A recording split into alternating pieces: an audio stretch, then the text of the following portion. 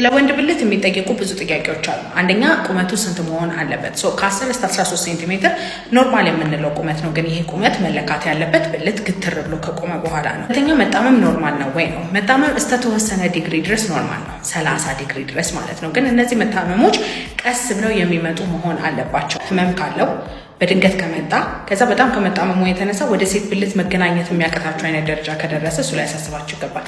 ሶስተኛ ብልት አካባቢ ፈሳሽ መፍሰስ አለበት ወይም መላላጥ መኖር አለበት ወይ? የለም። ማንኛውም አይነት መላላጥ መኖር የለበትም፣ ፈሳሽ መኖር የለበትም። እሱ የተለያዩ አይነት የአባላዘር በሽታ ወይም የቆዳ በሽታ ምልክቶች ስለሆኑ ሄዳችሁ ቼክ መደረግ አለባችሁ። አራተኛ ደግሞ የብልት እድገት መቼ ነው የሚያቆመው ነው።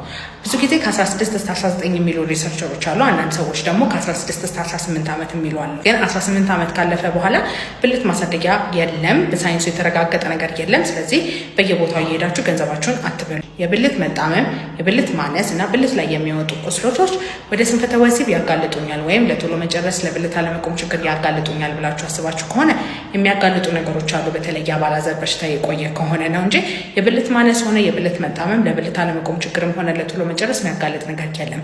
እነዚህ ስንፈተ ወሲቦች የሚመጡት ጡንቻ ላይ፣ ደም ስር ላይ፣ ነርቭ ላይ፣ ሆርሞን ላይ ባሉ ችግሮች ናቸው። እነሱ እንደ አግባብነታቸው ሕክምና ሊሰጣቸው ይችላል። በማንኛውም ስንፈተ ወሲብ መታከም ከፈለጋችሁ ባዮ ላይ ባለው ስልክ ቁጥር ደውላችሁ ቀጠሮ ማስያዝ ትችላላችሁ።